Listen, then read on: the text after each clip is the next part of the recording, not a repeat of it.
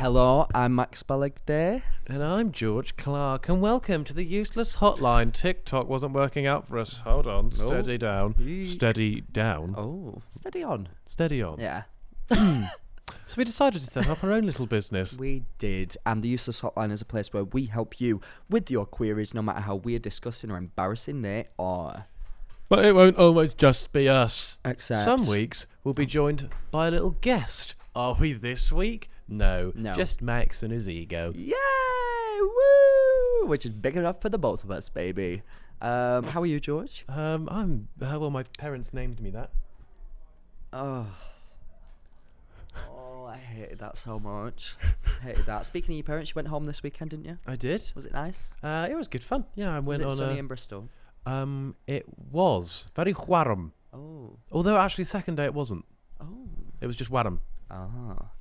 What did you do then? I went to pub with my friends, and then I went to watch the Champions League final with my friends. I'm sure you were somewhere watching the Champions League final. I love all the champions. Don't even get me started on the league and that final. Yeah. Oh my god. Oh, god. Like, put the champions in one room. Yeah. Get them in that league. Yeah. And then make it the final. Yeah. Honestly. Unbelievable content. Like, what I did do though was quite funny. Oh. Well, I found it quite funny. Yeah, we'll see. There was somebody vandalised the table that I was sat at. Asbo-worthy stuff. They wrote on it, "Give me a ring, I'm a girl, winky face," and then put their number. So I just put it on my story and said, "Check for me." No, that is brilliant. Their number got hounded, and within the first 8 minutes, because I just kept checking message requests, somebody said, "It's mine, take it down, delete it, delete it."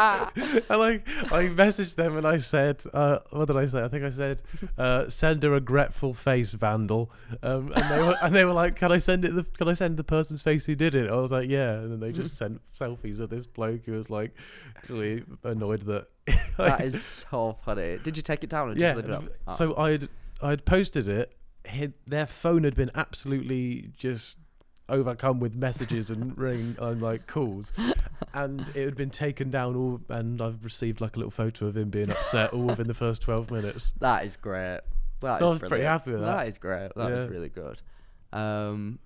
Wow. I mean, I was at the Summertime Ball yesterday. Summertime boy. Feeling very summery. Got to interview some lovely people. Met Katie Baser. Well, I've already met her once. May Muller, who's represented our country. Nice. Always gotta love a RD, countryman. who, we didn't meet him, but genuinely, have you seen him in person? Yeah. Like, he came over, said he was a fan. Oh, yeah, he did, yeah. I said that was fun because that's the only time anybody has ever done that. He's so lovely. Yeah. And he seems so lovely. I just can't get over how young he looks. Like, I see him and I'm like, how are you doing all of this with your life? Like, he was performing at Wembley. I'm like, you look like you're about 12. Like, that must be mental. All of him looks so young. I mean, have you seen the state of his body? Sorry, Dizzle. Started on that wood. What? That's his song, isn't it? Wood? I'll give you good wood, though. Oh, you can't just talk about wood and expect me to get that. No, true. That's straight. Yeah, of course, sorry. But wild. Yeah, I love that. And then I saw Beyonce. That was just a wild experience. So we went with like a lot of other influencers on a coach, and we were brought to like a fancy box. But because they got us to go like really early, we were drinking. Not like you to go anywhere near a box. Wow. Wow. Good fun. I was so drunk like very early on, and then by the time it was Beyonce, I was literally hammered, and everyone was, and I was like, why have we all done this to ourselves? Like, I couldn't even function with what was going on. Like, I was loving it, don't get me wrong, I was having the best time. And what were you drinking? Vodka lemonade? Yeah. Why? I was thinking, Don't think of any other. I don't know any other. Don't Beyonce that. Oh, that's bad. I'm just gonna stop. Did Queen Bee create a buzz? Carry on. Yeah, I would do. This is really like, I was trying to work out how to put Renaissance into it, but that's too fancy of a word for me. I'm just gonna leave that in the past. You're not a Renaissance man. But it was so much fun. And sorry, me and Andrew met Ariana Grande. Andriana Grande. No, Ariana Grande. Andrewana. No. Wild, George. When I tell you, No, that was pretty cray. wild. Like, Yeah. picture this: we're in a box for Hang on. Beyonce. Fire alarm. Oh, Someone's alarm. Carry on. yeah, it's right. It's the Ariana Grande alarm. Woo! Picture this: Okay. I'm in a box for Beyonce. Already surreal. You're in Beyonce's already, box. Yes. Steady. Well, okay. Already, I'm thinking, how the fuck have I got here? This is like pinnacle of my life. I'd be thinking that if I were you as well. And Andrew goes to the toilet. No. So somebody said, In the box. no, you can like go. Shut up. Not like that. Oh, right. No, Andrew. Somebody said Ariana Grande is like 2 boxes down from us. Nice. And I was like, surely not. What kind of orgy is this? No, Sure. I'm going to stop. Oh No, my God, please. I was like, surely not, because number one, she's been pretty much in hiding for a while because she's recording the film Wicked. I know it's quite a good film. Oh, awful. So like nobody's really seen much from her other than like secret pictures that have leaked from like whilst they're filming. So I was like, oh my God, surely not. Like, and also surely she'll have so much security, everything. So I was like, it's so I couldn't even see her, but I was like, even if I just got to see her from afar, Yeah. that would be incredible. Andrew goes to the toilet about 10 minutes later. He runs back. I just met Ariana Grande outside the toilet. I said, what? I was like, you are taking the piss. Shows me a picture that he got with her. I said, what the fuck? Everybody is losing their minds. I'm talking like all the influencers, all like the Love Island people, like, where? And he was like, well, she will have gone now, like, but like she was literally just at the bathroom. And I was like, Andrew, was she going into the bathroom or out of the bathroom? And he went, I couldn't tell. And I was like, so there's a 50% chance that she could have gone in and now be coming out. I was like, Nice. wait here. Well stalked of you. Yeah, I know, that is a bit weird, isn't it? But I was like, I don't care. I'm like, this is... Now, if I know bathrooms, she could be going in or out. But I literally just ran and she was walking out. Nice. And I, for whatever fucking reason, didn't think to say... I was at the Manchester attack, and you know, like your music has inspired me since I was younger. You're a huge inspiration to me. I forgot that you could have. I literally said, Ariana, what the big fat fuck? That's all I said. That is all that I said to Ariana Grande's face. And bless her, she number one looked scared and alarmed because realistically, she's probably not had a fan come up to her in like, maybe even years because she's been in full on hiding, like filming this movie. And that was, oh my God, I couldn't believe it. She just had a shit, bless her. Yeah, she had. She just shut her guts out. She just shat her guts out. She just dropped a Grande. Bless her. And she literally, I didn't even mean to be filming. I went to go and take a picture and it was on video and I was shaking so much. I was like, I'll just go for it. And I went, oh, Ariana Grande, what the big fat fuck? And she literally goes, oh. Yeah, because hey. she didn't realise you were filming. No, she must have looked. Because I didn't even say, can I film? I literally like said, can I please get a picture? It was on film. I just went for it. I couldn't even think straight. Like I went well, into you do full... struggle with that anyway. No, genuinely. I couldn't. Like I was, oh my God. It was just the best. It was. It sounds like the best time of your life. It was. In that moment, it literally was like, I went back to the room and I was like nearly crying to Andrew. I was like, I can't believe how much this means to me. And like, yeah, it was just mental. It was so good. It was so good. I'm very proud of you. Thank you. Thank you, George. How did you feel? There was a lot of comments on the last episode saying that I'm too mean to you now. I couldn't agree more, everyone. I just like to set the record straight. The only reason like all of the stuff we say is jokes. We are friends. Why do I cry every night? And I feel like the rule is unless it's like an actual like emotional moment, if one of you is like, oh, I actually really, I really value your friendship, but the other person has to just go, oh, shut up. Right, yeah. It's unless it's like an actual emotional moment, and so if it's just like a normal little happy moment and somebody says it, then you're just like, oh, grow up. Yeah.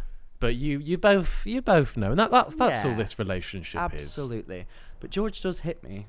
See, there you go. That's the rhetoric George that comes hits back. Me and I cry about it a lot. Just putting that out there. Anyway, moving on. But yeah, it was literally like one of the best moments in my life.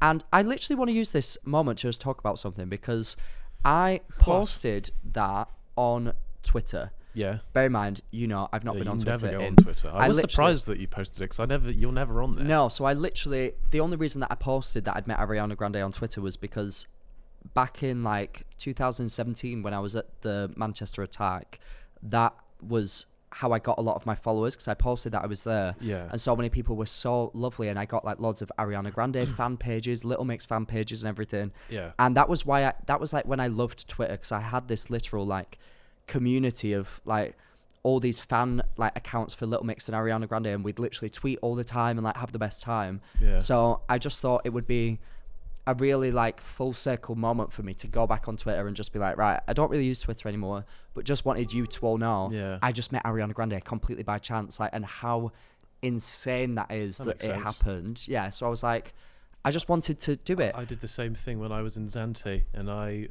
met popular FIFA YouTuber Jack54HD, and I put a picture. Pretend I know who that is.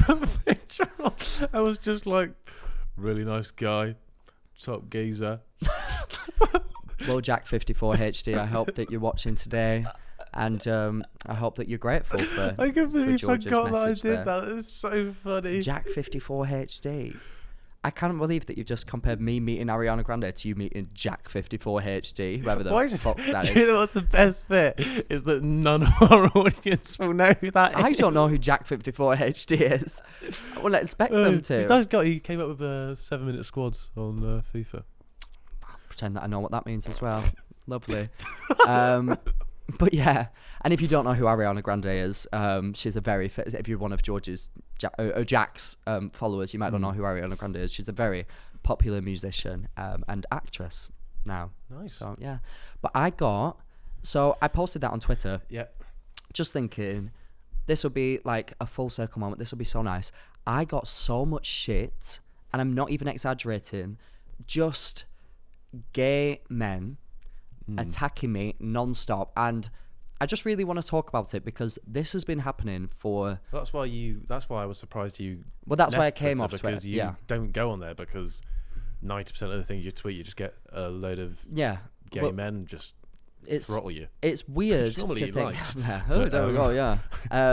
It's weird because, I mean, to like set the scene of how like this all ended up happening. When I first started to get like followers and stuff, I used to feel like I had this huge support from the gay community, like Sowage, which I'm sure like you don't really understand, but like there's this thing called gay Twitter, and it's just basically a lot of gay people that follow each other, and you all like share, like they would like watch the same TV shows like Big Brother or something and comment on it like, oh my gosh, they're blah blah whatever, just like I'm sure there's like football Twitter or whatever. Oh, you don't want to go near football Twitter. No, football I'll be Twitter's sick. bad. Yeah, yeah, I can imagine. A load of idiots on there. I I don't even want to say that they're idiots, because I love your football Twitter. Yeah. I love you too. But then as soon as I started to I literally remember I did the Capital Jingle Bell Ball, or maybe it was like a Radio 1 thing, and I'd been like getting followers like throughout that time. Yeah. And then sorry guys, I got lots of followers. No.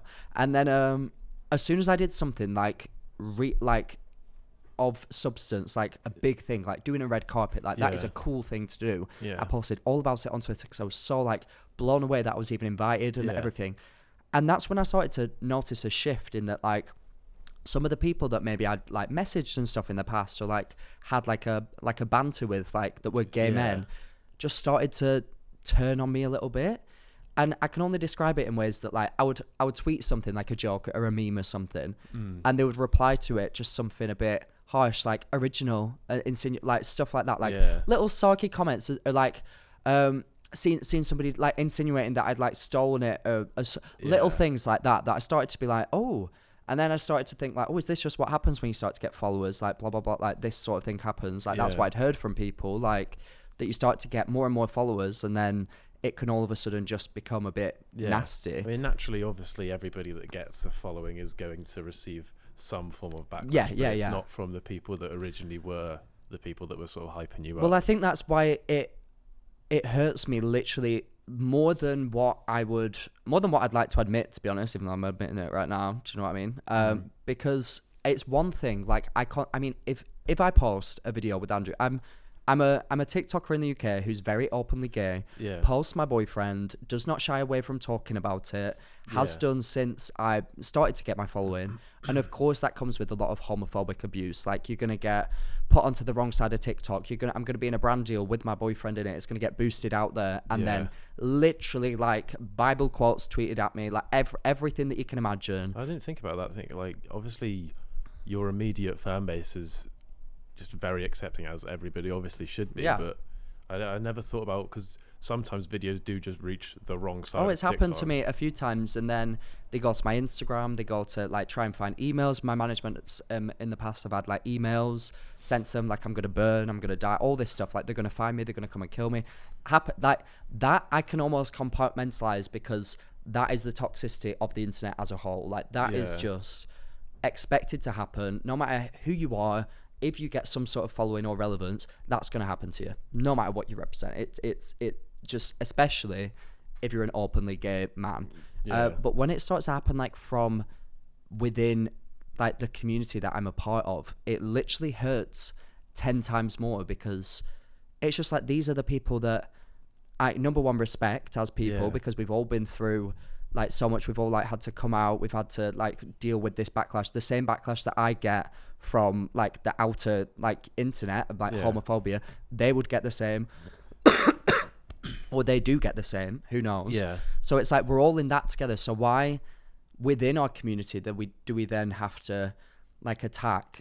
And I can especially when all you're doing is, by showing that you did this red carpet, or that you met Ariana Grande, you're literally doing the exact same thing that you were doing when you started, which is just showing what you do in your day-to-day life. Because that's all your videos are, just little snippets of a daily vlog, effectively. It's so to miss that out would be just also, like, you can't try and pretend that you live the exact same life that you did back then. Like, that doesn't mean to say that you're now this sort of pompous, up your own arse sort of. No, I am just as shocked as everybody that I was given the opportunity to be on a red carpet. Do you realise how, when I first started TikTok and I just made silly videos with my uni friends, and then I got into a dispute with my landlord, I did not in a million years, number one, think that this would be my job that I could earn money from.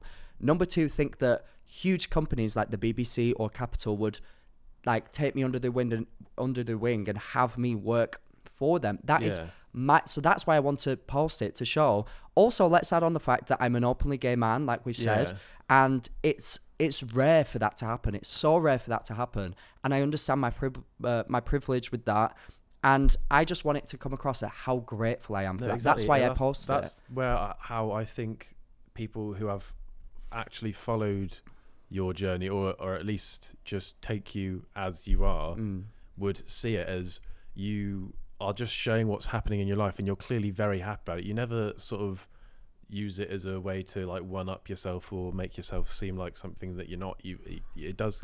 I mean, for me at least, it does come across George. Very.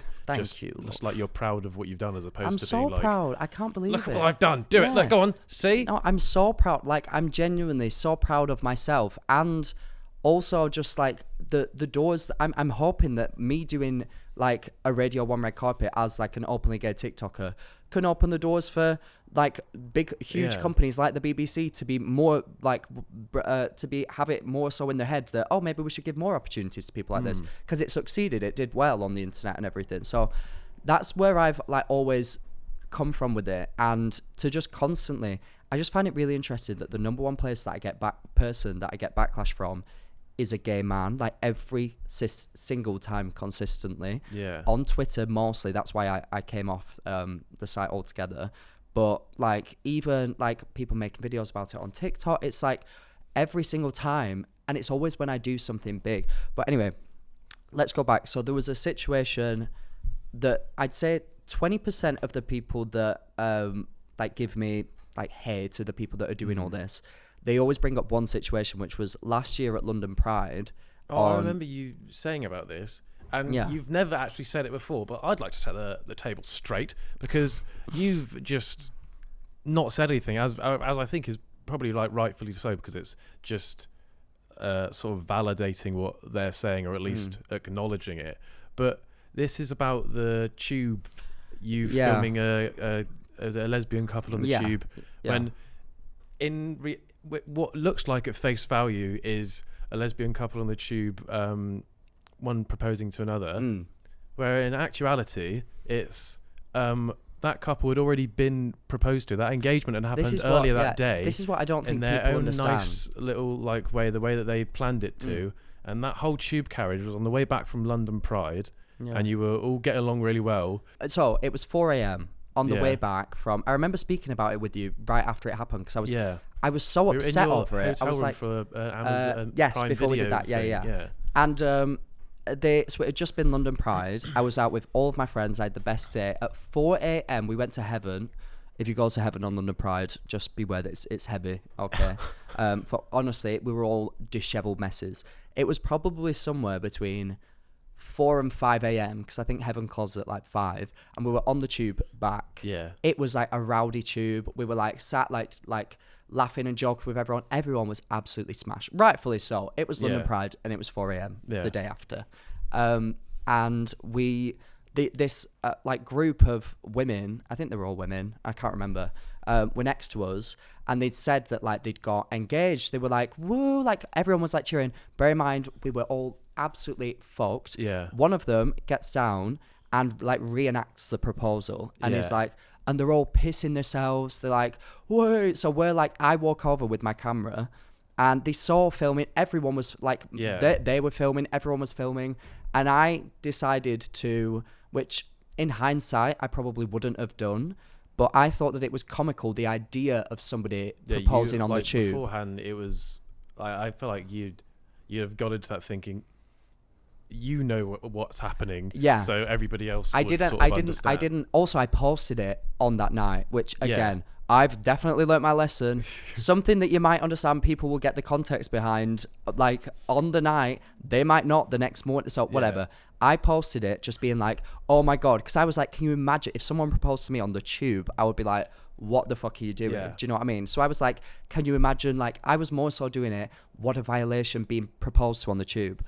Didn't even think about it, was laughing and joking with these women. They literally were like rolling over, like falling down. That's how much this was not a real proposal. Like they were reenacting it, they were pissing themselves. But yeah, it was like all just a laugh and a joke. I posted it, woke up, it had like hundreds of thousands of views, and all the comments were just like, lol, yeah, imagine, like tagging the people were like tagging their boyfriends, like, if you ever proposed to me on a tube, blah blah blah. I didn't even think stupidly that like these people might not have. I mean, they saw us filming and they were okay with everybody filming, but obviously I have a huge platform, and I realistically should have said to them, would you mind if I post this? Even if to be fair, even if they said in that moment, they were incredibly like drunk. Who knows what they would have like actually thought when they woke up. Anyway, woke up, didn't even think anything of it. Somebody tweeted it, and that's the thing about Twitter that gets me, is that you can post a video or a picture or a tweet, and then somebody can quote tweet it. And because you will read the quote tweet first, you will then look at whatever material is next with a completely different set of eyes, which in some cases is good because it can expose like politicians and stuff that are tweeting absolute bullshit. Whenever I'm very, like, I'm not very clever politically. Like, I don't really end the sentence there. You know, like, I don't really understand. Like, I'm not as involved as I should be. But whenever I see like a quote tweet above it, like saying who they are, what they've said is wrong, and like what it means, then I watch it and I'm like, oh, I understand politics, and they're being such a wanker right now, and when realistically I have not got a clue what's going on. Well, this person, I can't remember if it was like a girl or a boy, I can't remember, but they basically tweeted saying, that's my cousin, you are a monster, like at me. That was their sacred moment. How dare you like mock them? They've just come out, like, this is unacceptable that you've mocked, essentially that I've mocked their proposal and their sacred moment. And I was like, obviously I knew, they'd told us it wasn't the real proposal. But I just panicked and I was like, right, well, I'll delete everything. I deleted it off like Twitter, everything. So I just thought it was a funny video, like the idea that somebody would propose on the tube. But I was like, right, oh my God, if this is the only source that I have. So I was like, if that is the case, fuck me, I feel awful. I'll delete everything. Deleted everything. But I was like, but I knew that it wasn't the proposal. So I was a little bit annoyed because I was like, more people seeing it through those. So I was a little bit annoyed because I was like, well, this guy is now saying that was their proposal, and it makes me look like I've literally walked on. Also, on the tube, you can't tell what time of day it is. No. It could have been completely during the day. It looks as if I've literally just walked on, seen people that are doing a genuine proposal and been like, ew, that's shit, blah, blah, blah. Not the case at all, obviously. Yeah. So I was like, oh my God, but like, I can't do anything about this. Like, that's what people think now. I have nothing to back up me saying that whatsoever, that it wasn't the real proposal whatsoever. Yeah. So all I can do is just be like, right, it is what it is. People are going to think I'm a wanker. I know what happened, but it is what it is. Yeah. That night, somebody sends me a video of their real proposal. And I just joined the management that we're with. And they are just a lot more clued into like all these things. And I said to them, I was like, I really want to show everybody the real proposal. And then people will not think that I've just come and like ruined this couple's actual proposal. Like, that is awful. And I was in the headspace of just wanting to defend myself, basically. Yeah. And my manager said to me, she was like, Max, if the whole entire thing is that these people wanted privacy, they've just come out, they wanted like their sacred proposal, you posting their actual proposal is going to, number one, bring so much attention to it that they don't need or deserve. And all that it's going to do is vindicate you from this one person who's saying that that was the real proposal and that you're a monster and everything. Yeah. And I was like, I couldn't agree more. Like, that just made absolute sense. So I didn't post anything, never said anything, because number one, I was being told not to, because if something like that happens and you are presented with a situation where like thousands of people are saying you're horrible because of this, this, this, and this, if you speak on it, all that it does is give those people a reason to pick apart everything that you're saying and to have a further go. Also, under this circumstance, this was about two people that didn't want attention on them. So if I speak on it, all the articles and stuff that have already been written are going to write about that. They're going to involve, if I post the video or a screenshot of the video of the proposal, these two women's face is going to be everywhere. That is not what, like, that's what this whole thing was about. I felt awful, but I was like, me getting vindicated in that moment is not worth, like, giving these people who didn't ask for this more stress. So I was like, I'm just not going to say anything. Yeah. But now, a year later, the fact that this still gets brought up every single time something good happens to me, it is just really odd. Like, the amount of times that I've seen an article that you've been in, sometimes it's even like a positive thing that you're doing, and they'll just say, but remember this thing that happened. Yeah, and it's in the grand scheme of things, it's not something that should be brought up again and again. If their whole argument is that I brought attention to this couple that were trying to have a private moment, and continuously they bring it up over and over again, and I find it really interesting.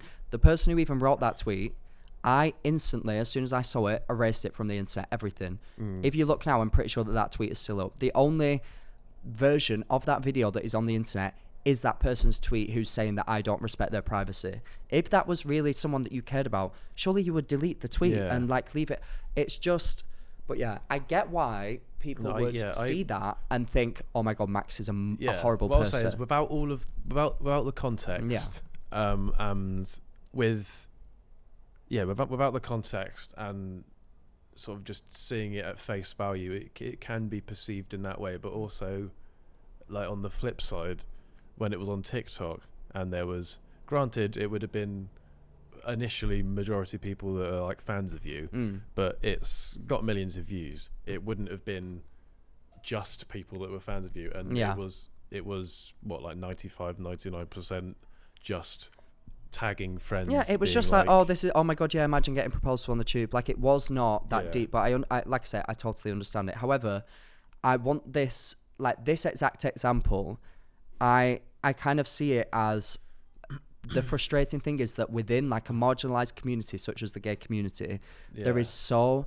much internal like battling and like trying to one up each other, trying to tear each other down. Do you know who Chris Olsen is? He's a big TikToker. I think he's done videos. I've spoken about him before. Yeah. So he is like literally openly gay man. Like people always say like Max is like the UK Chris Olsen. I'm like, that is a compliment. Thank you very much. He's in a lot better shape than I am, but thank you. But he literally said, and I got asked in an interview as well once, I was like, they said, like you're doing so much as like an openly gay man. I think it was last year. No, the one after, I can't remember, but recently. And they said, last year or the one after that. Oh, so this year. This year, it was this year. they said, like, you are an openly gay man, you must get a lot of support from, like, other gay men.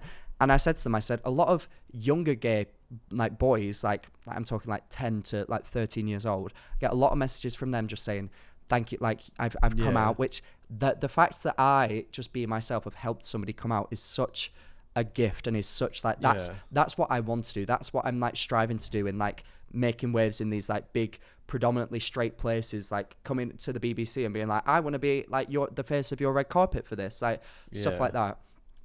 That's, like, my goal and my dream. But I said to the interviewer, I said, and that's not like an ego thing. It's like, I want to be the face of. I want people to have representation. It's not for you. It's like, as in, if you were that 10 to 13-year-old boy, and I was that, which you were at one point, obviously, like, it would have been nice to have something like that to. Of course, like, that's the goal. Somebody's going to be that, so, like, why not make it? And that is the goal. Like, within marginalized communities, we always say that we want representation, and then for whatever reason, when that has happened, I've literally been torn to shreds. Like, I cannot even explain to you some of the things that I've seen written about me on Twitter that are just so insanely hurtful, nasty. Like, they've found my sister's Twitter account, sent her horrible things, and this has been going on long before the tube incident. Long before that, that just accelerated it, and now a year later, it's still happening. And the fact that it only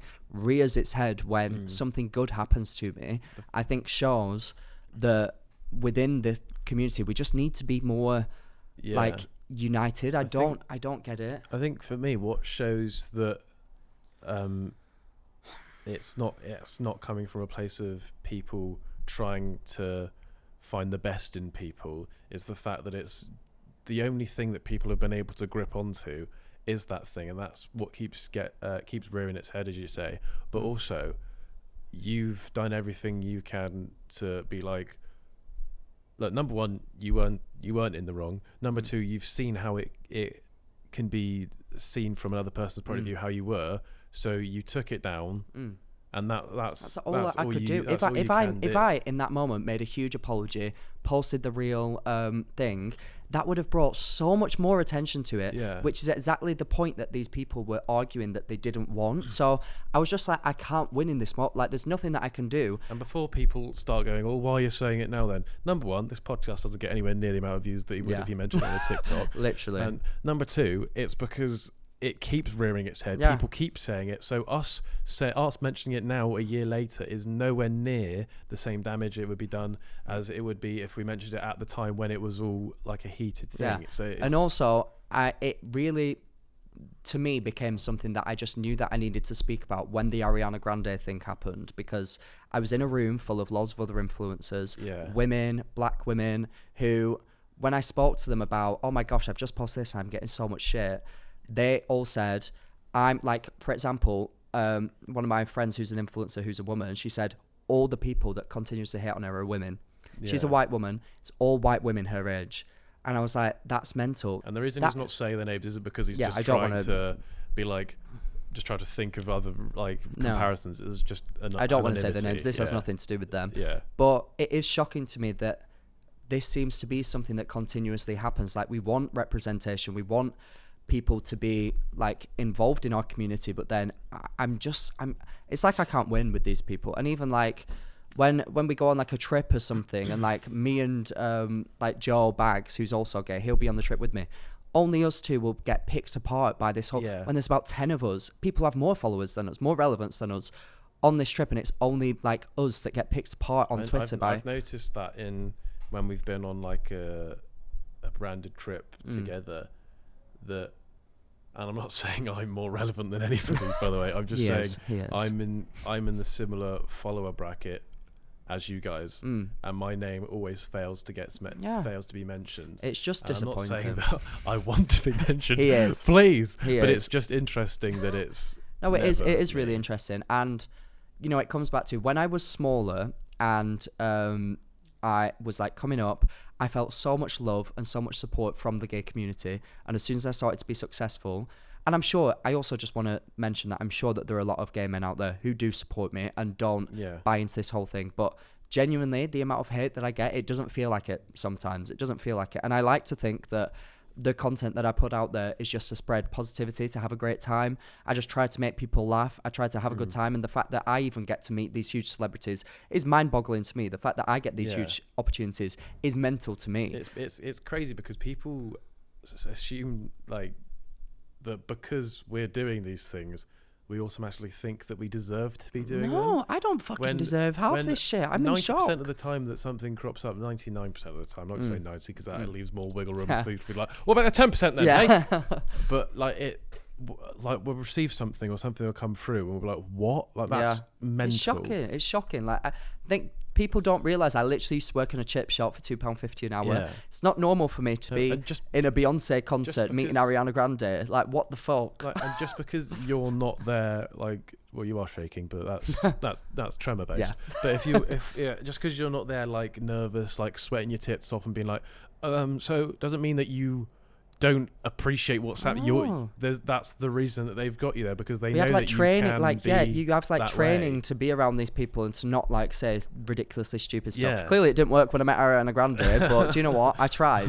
But yeah, it's just disappointing. And likewise, I don't know if you see, like, we're in a Garnier campaign now with for Pride Month. Lovely campaign, and people are attacking you for being in that campaign, attacking me for being in that campaign. I wasn't even myself actually aware of this until you raised it. But I can understand where they are coming from initially without sort of actually like looking into the campaign and understanding it. And I think that's why I tried to, in my explanation of, because when you go on there you can click on it and you can see people's reasons for like doing the campaign.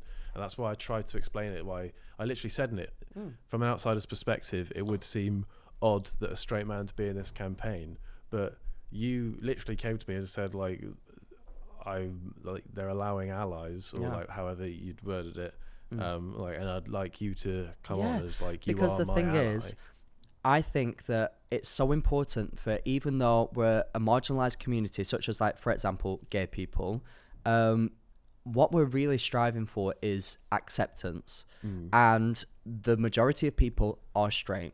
Exactly. Allies are what allow us, like, even though it's difficult sometimes because there's a lot of straight people against like gay people, I do think that it's important to have a person like you in a campaign like that, full of drag queens, trans people, everything in between, to show that, do you know what, actually I can step up, educate myself, because you learned a lot that day. You also are bringing a new audience to something. A lot of your followers that like football and shit like that, whatever else, I don't know, are going to see you in this campaign, and maybe they've made a few sly homophobic jokes with their friends, and they're going to see George Clarke in that campaign and be like, oh, actually, shall I look into this? Then maybe they'll read your explanation and be like, there. Then maybe they'll see this podcast and see that you're like best mates with a gay person. And it's like, it's all that is how we get more acceptance. The more that we integrate all the different types of people together.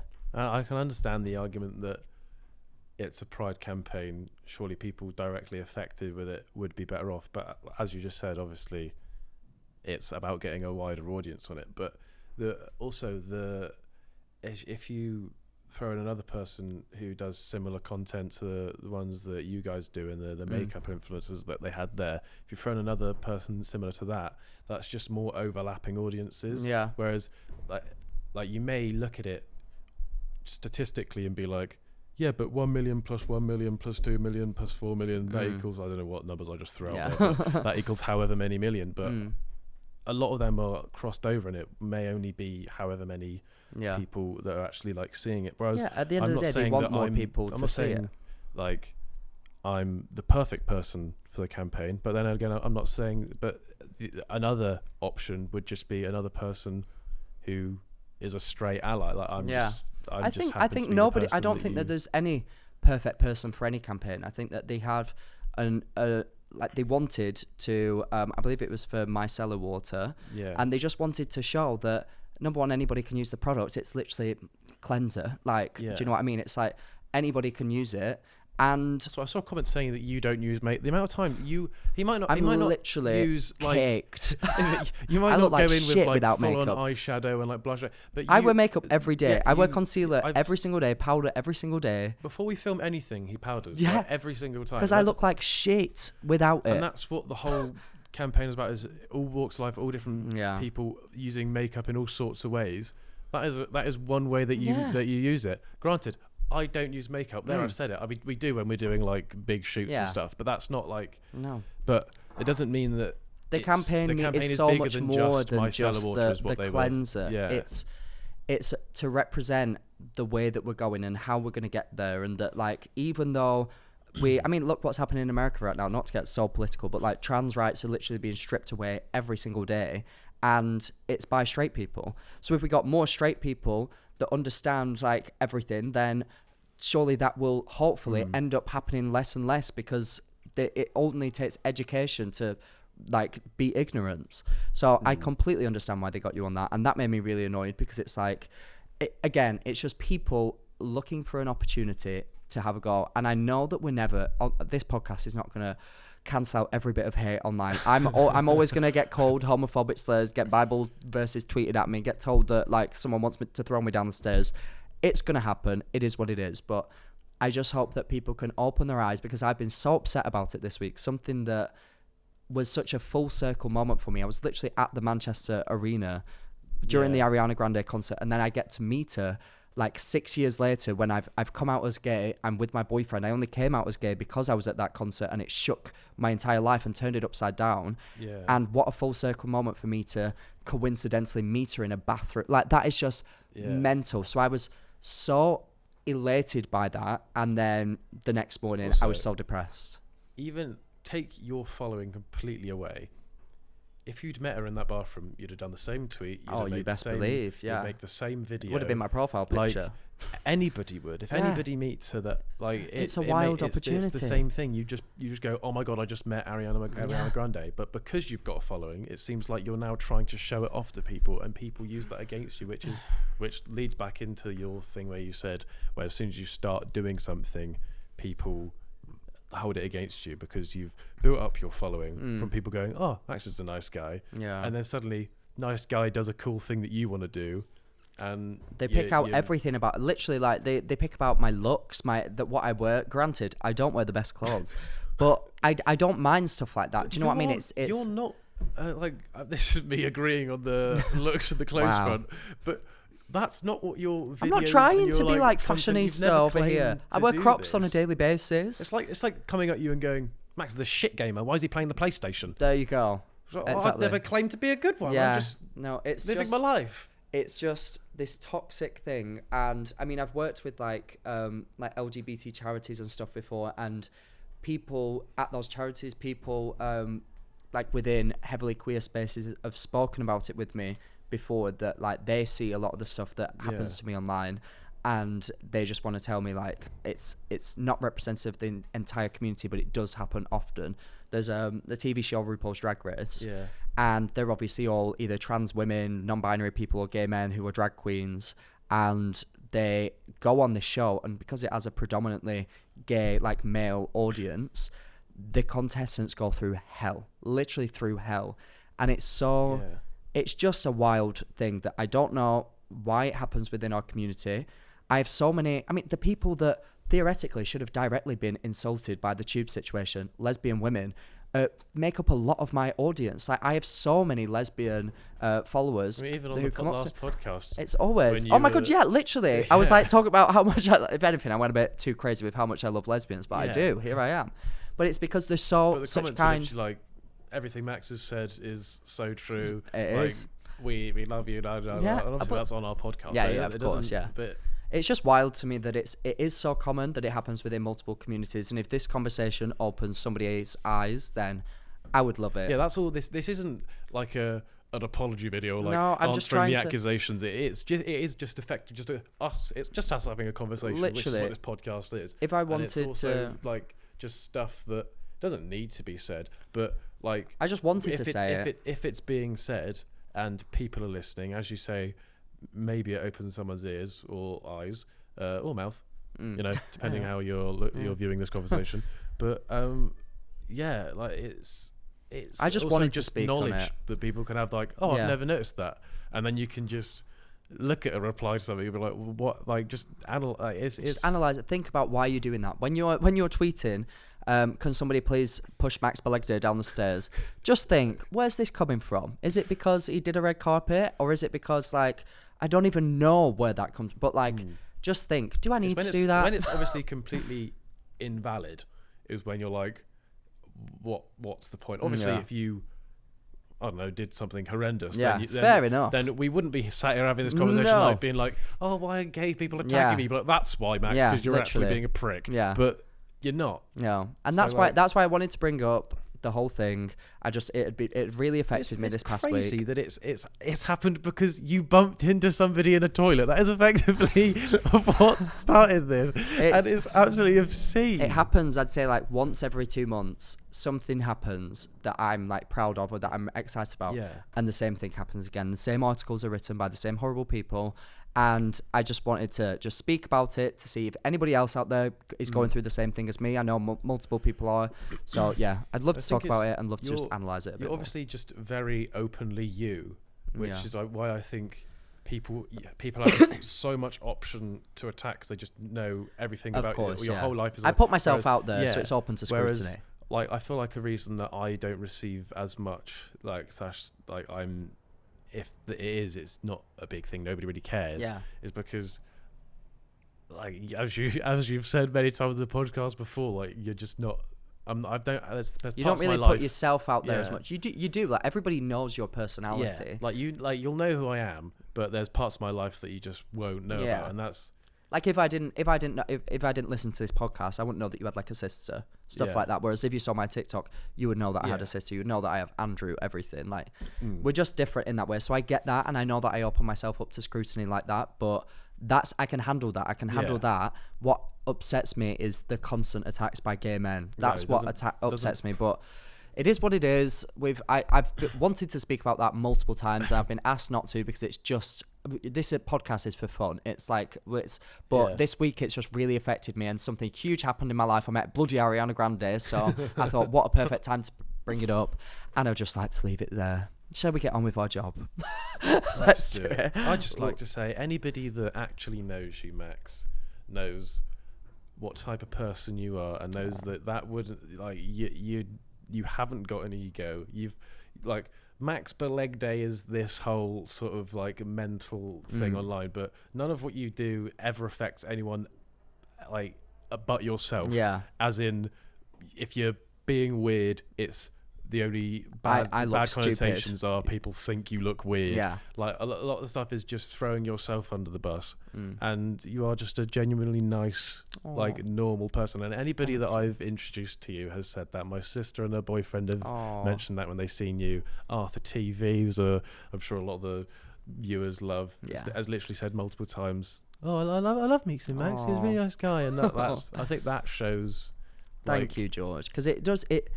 When you gain this following and something like that happens, I specifically remember around that time, well, actually before the whole tube situation, because it had been happening quite a lot. Like, I'd done another red carpet, and I got so much, like, just shit from, and I remember I literally ran my sister up crying, and I was like, am I a horrible person? Am I this arrogant person that they're telling me that I am because I've posted me on a red carpet? Like, it would make you feel, it makes you think, have I changed? Yeah. And she was like, Max, if the people in your life who you spend your daily life with start to tell you that, believe them. And you are a dickhead, and that's what it is.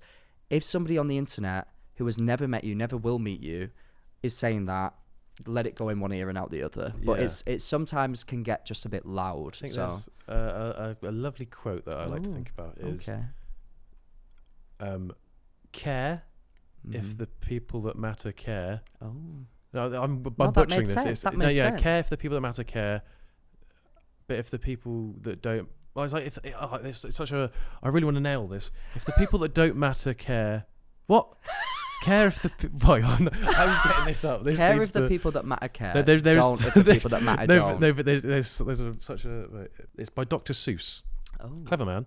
The people that mind don't matter, and the people that matter don't mind. If that's the case, then in you're one okay. ear and out the other. Yeah, that makes sense. That's a nice one from Dr. Seuss. Everyone at home, the people that mind don't matter. So if this is the case, obviously that's not just a quote to live by. Yeah. But if this is the case, then you know everything's okay. Is that the people that mind don't matter, and the people that matter don't mind. That is very, very true. That is very true. And I'm sorry for bringing the whole tone of this podcast down. I've just been heavily depressed over the last week because of it. So I just wanted to get it out on my safe space, the Useless Hotline. Honestly, this is why you don't ask Max what he's been up to. Yeah. Right. Should we do our actual job now? Yeah, we've probably got a little bit of time left for our shift. Right. I'm getting an email, so I'll just... What about Matt? What about Andrew? Why do you need an email? Online boyfriend. Oh, God, I'm so stupid. So, Andrew loved his episode as well. He literally overanalyzed every single thing about himself. He was sat there like, oh God, my nose looks weird from there. I was like, Andrew, I don't give a fuck. Like, you also just... He made some weird jokes that I'm glad that we cut out about his own family, because his family would have been very upset with them. But yeah. Right. Hey shorties. That's on the internet. So I was at my cousin's wedding and I didn't really know most of the people, but it was my birthday, so I got a little too drunk. I thought I was slaying in the life of the party. As it came to the end of the night, I was taking the shuttle back to the hotel with my grandpa and the groom's parents when things started to go a little south. Not on the body, just in terms of metaphorically. Yeah. I ended vomiting all over myself and my grandpa. I had to be escorted back up to my room and I had to throw away my dress and shoes. In brackets, I have no memory of this. How will I ever face Grandpa again?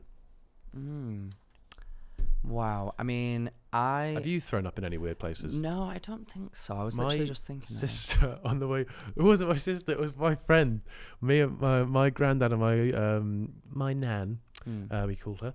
We call her. She's not dead. I was going to say, did she die from vomit? What happened? We always used to go on caravan holidays. Mm-hmm. They had a caravan. And one year they invited, they said, George, you can bring a friend along. So always gets dangerous when that happens. All got in the back of this people carrier that they had. And me and my friend were sat at the back. My sister and her friend were sat in the middle. And then my granddad and his wife, my grandma, were sat at the front. You hate this woman secretly. You're like, don't. I love you, Nan. So I think my friend got a bit travel sick, like maybe got a little bit indigestion. You know what grandparents are like, just force feeding you, especially sweets, your nan. that is. Especially your nan. We know she actually is like, she sends like care packages to my house. My parents have had to tell her to not do it, and like probably get like contractual written agreements to not do it, because she sends it all the time. Like, doesn't send it all the time. She's such a bevy. But so I think he must have been force fed some like strawberry laces and some shit. Mm-hmm. And he was had a bit of a dicky tum. And we were like 5 minutes from home after this like 2-hour journey. And he just couldn't hold in this sick anymore. I just went, we had to look because we had all of our bags going in between us and around us. Because obviously we haven't got a boot. Yeah. Well, we might have had, but it wasn't a big one. It wasn't a fucking shuttle bus that we were in. And he just went...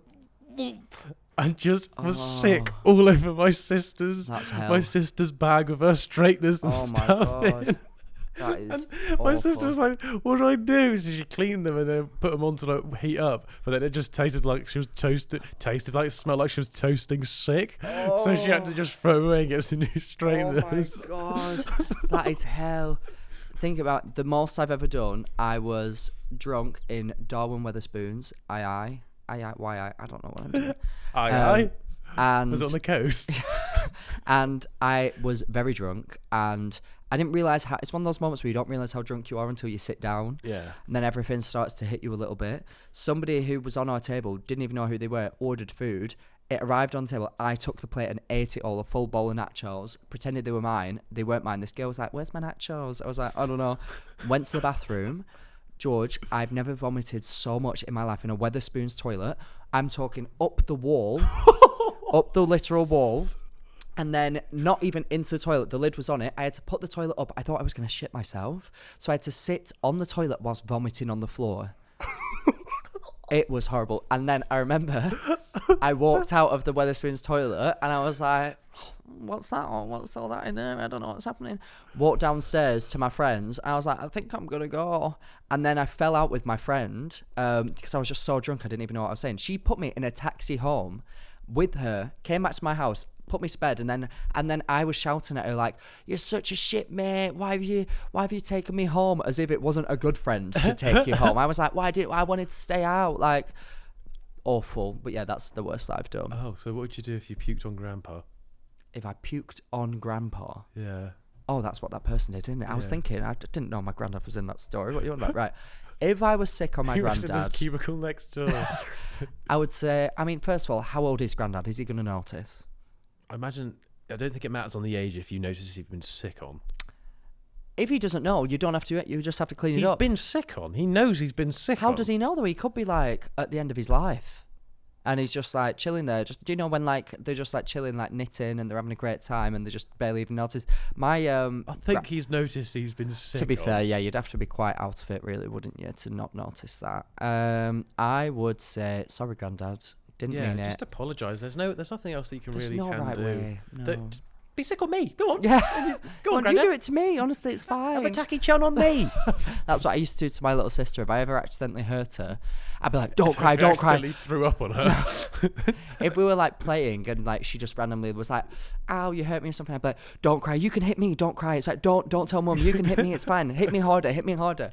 But yeah, that's the only advice. Get your granddad to smack you across the face. That's my advice. Yeah. Just get him to ask him to retaliate in any way he sees fit. Absolutely. Well, not anyway. Oh, anyway, let's move on. I can hear the phone ringing. Ding-a-ling-a-ling. So can I. Lovely. All right. So my friend, her and her boyfriend, the boyfriend just broke up with her, and she's very distraught. And I guess she was walking or something, and she found a dead bunny, and she takes this dead bunny, holds on to the thing. So the boyfriend started dating a new girl. He finds the new girl's car, puts the dead bunny on the car, and writes on the car, "You're no bunny till somebody loves you." And then she took pictures, she came back, and she, like, showed all of us, like, haha, look how funny, like, all my other roommates. But that was kind of scary. I feel like that was a bit far. So I don't know, what should we do? Do you confront her? I think you call the bloody police, love. Can I just say, at the start, I thought she was Irish. Yeah, me too. And then she went American. Yeah. Yeah. Also, don't put your dead bunny on someone. That's a bit, yeah. What did it say? You're nobody until somebody... No bunny till somebody loves you. No bunny until somebody loves you. That's a psychopathic killer. That's quite good punning on the go. I mean, yeah, nice poem. Funny punny bunny. Oh. Good for the poem. Bad for the murder and well, maybe not necessarily murder, but it's fucked. Transportation. In it that like serial killers often played with like dead animals and shit. That's what. Don't fuck with cats. Yeah. Don't fuck with bunnies. No. Call the police. This is bad vibes. Especially if what's his name? Hefner. Hugh Hefner's about. Oh my god! I just remembered. I don't know how this story just came into my head, but I've literally got the most traumatic story from my teenage childhood about Hugh that Hefner. I can't believe I've never told you. Is he trying to enroll you as a bunny? No. Right. So I was thinking about like the logistics of picking up a dead bunny and like how gross that would be. I was imagining it being like in a park, and then it made me think of this story. I was once at a park with my friends, and one of them threw dog shit at my face. Did you not think about washing it off? I was wondering what that mess was. George, this was my trauma. I cried a lot. And it was bad. What did you do? So, we were at the swings at this park, but we used to like meet after school. We were probably in like year 8, 9-ish. Yeah. And there was this huge pile of dog shit. Huge. Yeah. And I was to call your sister that. She's a huge pile of dog shit. And for whatever reason, we were just like, lol, you know, like teenage boys do, like, lol, look how big that shit is. Like, what shitted that? Whoa, dinosaur shit. Whoa, what lol. Shitted that? What shitted that, like, man? Yeah. And I was like, yeah, whatever. We was on the swings later on next to it. I was on... Shock, Max swinging. Well, I wasn't on the swing. I was like stood next to the swing. I've fallen off the swing. I was attacked by the swing. And this boy put his banana into the dog shit. He was like one of my best mates at the time. Are we talking... What is this? An actual banana. Okay. Yes. Oh my God. Into the dog shit, threw it at me. It hit me, I remember, here, right next to my mouth, and ricocheted down my back. I instantly was just like, I didn't know what to do. I was retching, like, I was screaming at this boy, like, you fucking wanker, why have you done this? My dad lived nearby. I had to run to my dad's house. Still got dog shit on me. I'm like crying. I'm freaking out. I'm retching as I'm running, like, like over and over again. Thank you for playing that out. Oh my God. Yeah, sorry. Ran to my dad's house. My stepmom was in. And I think she was like on a work call or something. And she was like, what's happening? I was like, I've got shit all over me. And then I like got it off. I had to have like 4 or 5 showers. Like it was traumatic. I couldn't stop thinking about, oh God. I couldn't stop thinking about having dog shit on my face. It nearly made me feel a bit sick then. Anyway, the next day at school, I iced this boy out, like beyond. And then he ended up fully leaving our friendship group because I said, I said to everyone, you have to choose between me or him. I will never be around this boy ever again. He threw dog shit at my face. That is the ultimate disrespect. That's a bit of a shit situation. Right. This is my trauma. I sobbed to the point where I think his mum even like called a meeting with all of our mums and was like, why will Max not be friends with him? And I was like, he threw dog shit at my face, Suzanne. That's a very valid I'd think that's up there with some of the most valid reasons that you can think. Yeah. And he said, I ran into it. He said he just threw it in an aimless direction and I ran into it with face first. Oh, I think you wanted to catch it. Yeah, he was that was his excuse. He was not the brightest boy. He ended up becoming one of those people that like when they're like 20 years old, they hang around the school gates still because they've got a girlfriend that's like 15. He ended up becoming one of those. So any tips out there, do not throw dog shit at anyone, otherwise your life will go downhill. Yeah. And that didn't... What are you about to say? That didn't... It's not even good. You're going to really upset me, aren't you? And that didn't deter you from you putting your banana in the shit. Maybe that made me gay. I don't know. Oh, this is horrible. I hate it here. I hate it here so much. Oh my God. Oh my God. Right, let's move on. Let's move on. I'm so upset. Got a text. Thank God. Thank fuck for that. I need to watch Love Island. I've not watched any of it. Oh. If you want to watch Love Island and you want just a brief overview as who's in there, just go check out the George Clarke YouTube channel where me and Stephen try out something. Yeah. What's your next video that's coming out? This just says your mum. Have you done that, Callum? What? Have we been pranked? Did you not do that?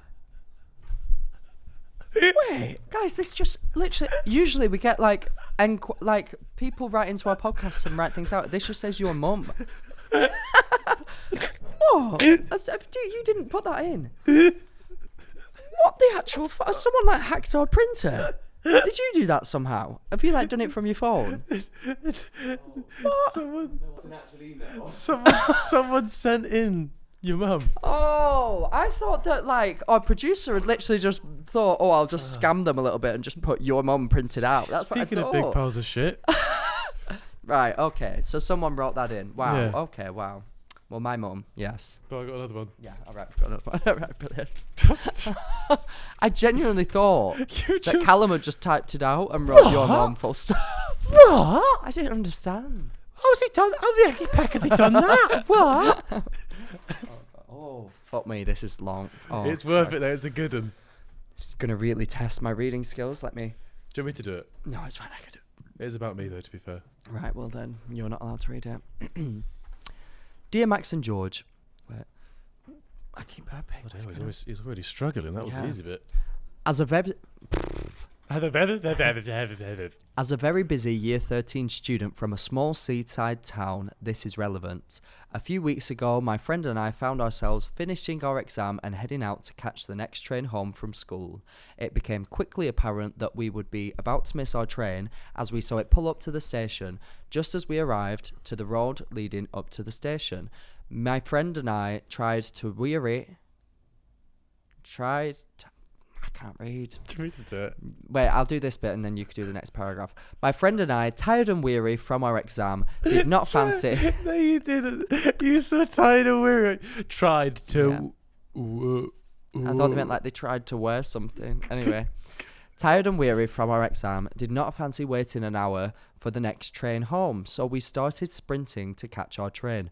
We noticed a group of uncouth London youths, that's such a fancy sentence, standing by the ticket machine. Something wrong with me. But paid no mind as we had more important things to get to, i.e. our train. It was then that we hear, "Go on, girls," along with cheering come from a group of said uncouth London youths standing by the ticket station. This then drew my friend's attention, who immediately made me aware, once we had stepped on the train, that we had just all sprinted at full speed, no dignity involved, as we wanted to get home ASAP, at the big ages of 18, past Arthur Hill, Arthur TV and George Clarke. Shut the fuck up. Oh my god. She was immediately mortified and slid down her seat to hide. I was uncertain this was really them, as what business would they have in a small town called Sandwich? That's when you went to Sandwich, isn't it? Oh, that would be it, yeah. Shut up. However, this incident has been playing on my mind since then. It was already embarrassing enough that we had to run, let alone get yelled at whilst we were mid-race. And today I watched the video uploaded by Arthur Hill, which confirmed that they were indeed in Sandwich, and it was indeed them laughing at us. So, with this, I demand an apology from George for not only making my friend immediately embarrassed, but also for being the root cause of my potentially failed exams, as I've been unable to sleep because of this experience. And whilst we're at it, people from Sandwich are called Sandwichians. And if you go back, Hayes Shack is the best restaurant in Kent. Sincerely, Student Wrong by George Clarke. That is so I don't funny. want any other emails to be ended off with Student Wronged by George Oh Clarke. my god, yeah. Jesus. We should change that to Student Wronger. Wow, that is brilliant. That's so funny. I That completely is so forgot we hilarious. did that. Because you just would if you saw people running for a train. Go on, girl. Yeah, that is so fucking funny. What was Sandwich like? Was it Small, Yeah. triangular shaped. fits in your It mouth was, quite nicely? Borders were a bit boring, but everything inside was a bit exciting. It was Oh, like a sandwich joke. Yeah. Okay, I get you. Bit crusty. Oh my god. but they were very rich though. Really? Yeah, Rich sandwich. Breaded. Really? Oh. Oh. Oh my god. Right. Let us just carry on. Sorry for saying that, but I don't regret it. I'll do it again. It was funny. Sorry, Yeah. You can't blame your exams on me. No, it was hilarious. Yeah, good It fun. was funny. Run faster next time. Don't be late. And we wow. shan't be returning to Sandwich. Fair enough, fair enough. I've just had one. In fact, no, I've not, because the phone's ringing. Do you want to pick it up?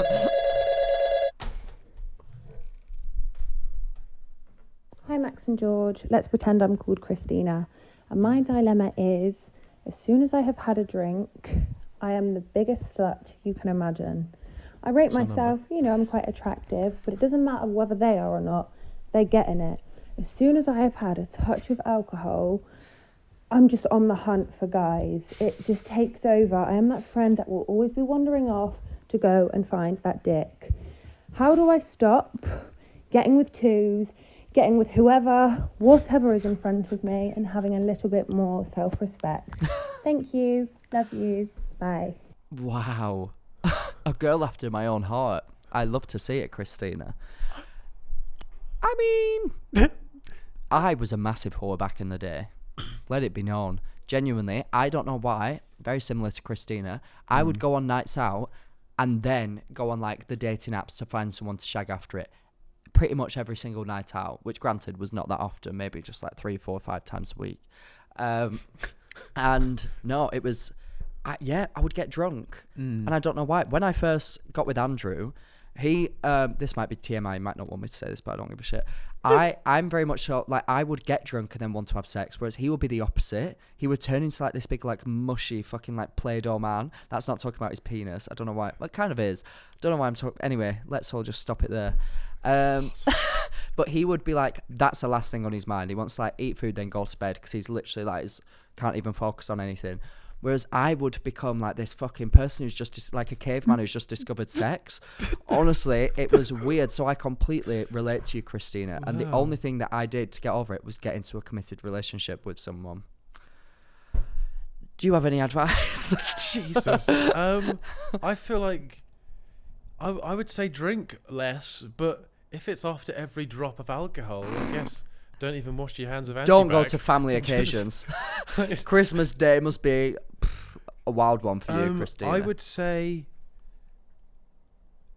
like, go on a little meditation retreat. Yeah, like go not actual rehab, but just rehabilitate yourself. Just push yourself away from it for a while. Say, if I don't want this to happen, I'm going to take a month, maybe a few weeks, just away from it, just to rid my brain of these foul demons. Maybe in that time, just force yourself to chat to girls, chat to guys that you, or girls, that you are genuinely attracted to. But if it ever steers into a little horn dog conversation, go, no thank you, we're keeping it PG. Well, she's a huge horse, she can't help it.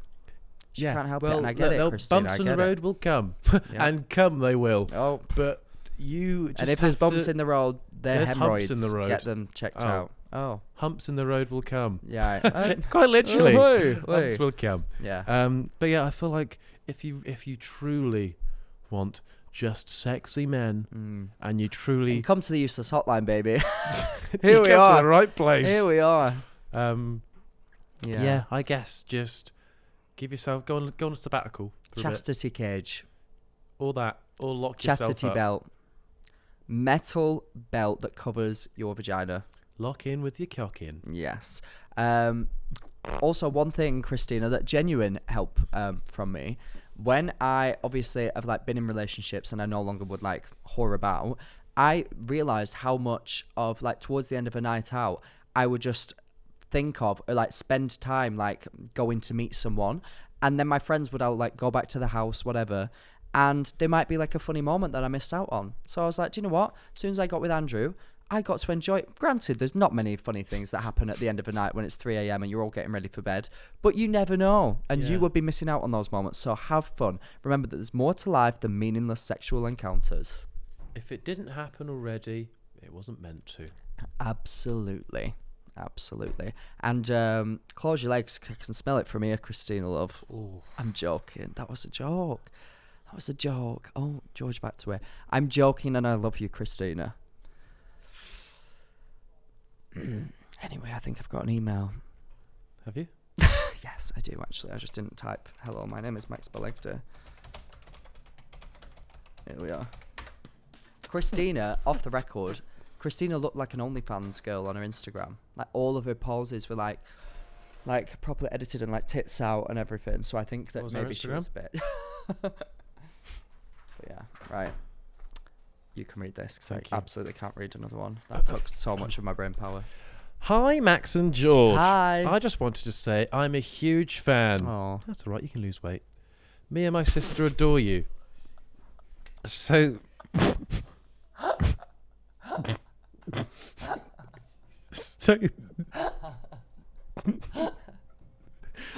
I just didn't see that coming.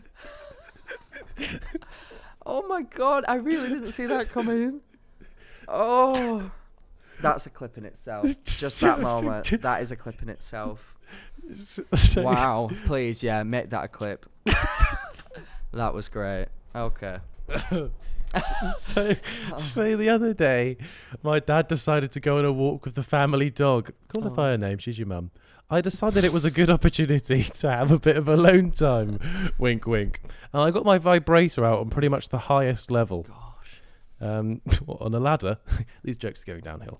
As I reached climax, I finished quite loudly, only to be greatly surprised by the sound of the front door slamming closed. My dad had not yet left, as I thought he had, but stayed for the duration of my experience, probably mortified and stunned silent. We have not talked since, and he leaves the room with an excuse every time. It is just me and him alone. My question is, do I broach the subject? Do I approach the subject with him, or pretend it never happened? All my love, a fan. Wow. I mean, I used to be friends with this boy who his girlfriend's parents walked in on them having sex fully naked on top of the covers, and they thought that they were out. How awful is that? And we were like 16, 17 at the time. That's my literal worst nightmare. You can't even enjoy it if you walk in on it. Oh. Yeah, it'd be illegal to sit there and have a wank. Yeah, sorry, that I should have thought of that. So you can't even join in. Oh, but how awful is that? That's not fun. I'd be sick. God. Yeah. What to do in that situation? I don't know. It's genuinely. Don't mention it. No. Let's suppress that family trauma. Everybody is very aware that. I'm going to say this quickly so I don't have to think about it. Their family does sexual stuff. Oh! But you just have to allow it to happen. I don't want to know about it. If I've ever heard it, you best believe I'm not talking about it. Like, you love a sexual endeavour. Yeah. Yeah? Mm. Why does that mean your family can't? Absolutely, they can. Exactly. I hope my mum's just getting don't think raw about dogs it. right now. And... just obviously you can't hear that, but our producers just told Max to fuck off. I don't. I actually really don't. I sincerely do not. Yeah, thank you. But I understand that happens. Yeah. How was I made? Raw dogging. Absolutely. Hard. From what I remember. Shooting through them tubes. Oh, God. The thing is, you just look at me and I just keep speaking and I just need to learn to stop. Yeah. You do. But I would say, don't approach the subject just unless the dad, I reckon it depends on the dad. The dad could be one of them ones that goes like, I'm off out, so have fun. You know, one of them ones, and you'd be like, oh, yeah, father. But then that gives just, if that happens, go show that you know it's a joke and you're all gonna move on. But unless that comes up, you don't need to mention it. No. What are you gonna say? Like, yeah, sorry if you heard me orgasming. Yeah. Like, and then he'll go, you did what? Yeah, and then worst nightmare.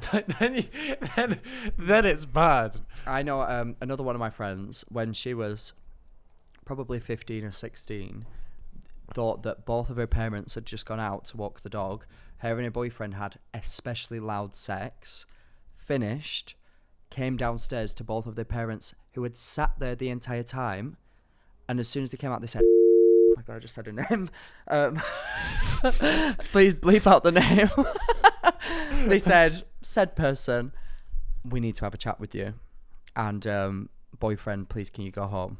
And they sat her down and said, that's not appropriate to do in the house whilst we're here. How horrifying is that? They heard everything. And they were sat there waiting for her. Isn't that actual nightmare material? That is hell. Hell. I'd leave I'd emancipate myself from that family as of right now. Yeah. Oh. Family meeting because you were shagging loud. I'll be sick. Oh. Oh. Awful scenes. Well, just go around and check. Yeah. Just have a quick peep. Watch them walk out the house. Yeah. Watch them with your eyes. I couldn't do that. Don't assume in one of those situations. Never. Because when you assume, you make an ass out of you and me. Indeed. Indeed. Wow. Do we have anything else? Oh, the phone's ringing. That is crazy. By the bell. That is literally crazy. The phone is ringing. Oh. That's nice. Alright, let's useless hotline. So basically my problem is, how do I make everyone forget what I've told them? Because basically my ex was an absolute freak, and he like insisted we did this stuff in a public park. I think he got off on it or something. But anyways, we did a little bit of a cheeky in a public park, and I moved house, I moved area. I told everyone in my new area, and now in my new school, and everyone thinks I'm a slag. I don't know what to do. Help me out. Like, how do I? Because I have a real problem with my gob is too big, and I just tell everyone everything. How do I tell them that didn't happen? Because everyone here is so like weird, to be honest. Like, they're all a bit weird. So what do I do? Wow. Thanks. So she has 100% tried to put on a Brummie accent. I was literally like, what accent was that? It was like Liverpool. I even heard like a bit Scottish at some point. It was an attempt at Brummie, but every now and then just a very generic British accent was breaking through. And then, like, when I went to school. It was, that was very interesting. How to make everybody forget what you've said. Say something worse. Yes. Yes. So, do you know, guys? Remember that time when I said this? Well, get a load of this. Yeah, we did it. So, do you remember when I told you all that I got fingered in a park? I'd actually just murdered someone. Anyway, don't remember the fingering in a park now, do you, love? I'm in jail behind bars because I've just confessed to manslaughter. Murder. Say different thing, isn't it? Murder. Oh. Yeah. Wow. I don't know. I think time will tell. Either embrace it yourself and be like, oh yeah, what a little goofy individual I am, or do you think that memory washing exists, like in the government? Area 51. Well, like Men in Black style. About? Yeah. What is Area 51 all about? I'm sorry, aliens, if you're watching, let us know. Comment down below, because Area 51 freaking me out big time. Why, when you walk near it, do people with snipers show up? Snipers to kill. Because it's a military base. But what's in it? What's in it? What is in this? Where are all the aliens at? Why can't we see? Why can't we at least know? Why are there no documents? Why can't I see? Why are there no documents to tell us at least what's going on there? Nobody knows. Obama admitted that there are extraterrestrials. He said it in a speech one time. I saw it. And like, what? And we're just supposed to be okay with that? We have had UFOs, unknown foreign objects, in our orbit. Shocking information. Wait, give it another go. It's not unknown foreign object. Is it not? I feel like that's something that a medical physician would say, like when you go in and say, "Oh, got me a bottle stuck up my arse again." Is it not you unknown foreign objects? What is it? Unknown flying objects. Close. Unknown flying orifice. No. Unknown flying oblong. No. Object. It's not unknown. Unidentified flying object. Is that it? Yeah. Oh, mine's actually easier. Anyway, wild. Let us know. Obama, comment down below what's going on at Area 51. No fucking oblong. Look, I said that unknown fucking oblong. Me in a maths test. What's this shape? Unknown fucking oblong. Yeah, no, I need to know immediately. Sorry, got a bit sidetracked there, but wow, I really need to know. What was the thing? The thing was how does she erase memory? I don't know. Go to Area 51, see if they've got a tool to help. I'd say two options. One, embrace, and because what people, when people use something against you, they're looking for you to react, not liking it. So either you embrace it yourself, or you overdo it yourself, where it just doesn't become funny anymore. Because if after everything you just go, like that time I fingered someone in the park, everyone will go, it's not that funny anymore. Yeah, you just sort of that's true. It. Yeah. And then you've just forced them to just not say anything about it, or you just sit and wait for it to stop being mentioned. They're your three options, actually. Yeah, that is very true. I mean, I can't think of anything I mean, if you do possess a brainwashing laser, I think that's probably better than those, but obviously then sell it, because I imagine that would get a lot of money. Yeah. So first point of call, go to Area 51, see what that's all about, and if not, do George's advice. I think that's good. Right, well, we've smashed it. We Had a great episode. We spoke about deep personal things, which is very different for us. Good for us for getting through it without without throwing up. Well done. And I think that we go. Oh, poor grandpa. And I think we gave some meaningful advice. I think we did. Oh, so if you enjoyed that episode, then get fucked. If you enjoyed that episode and you're watching, make sure to like, subscribe, and ring those notification bells so you know when we next post. If you're listening and you enjoyed, give us a 5-star rating, download so you can hear us on the go. If you would like to send in a query, then please do so to our Instagram via @theuselesshotlinepod, or if you would like to send in a written one, then please do so via our email, theuselesshotlinepodcast@gmail.com. And until next time, baby, don't throw up on Grandad. And let us know if you have any information on what's going on at Area 51. I will watch every single conspiracy video. I will. So let me know.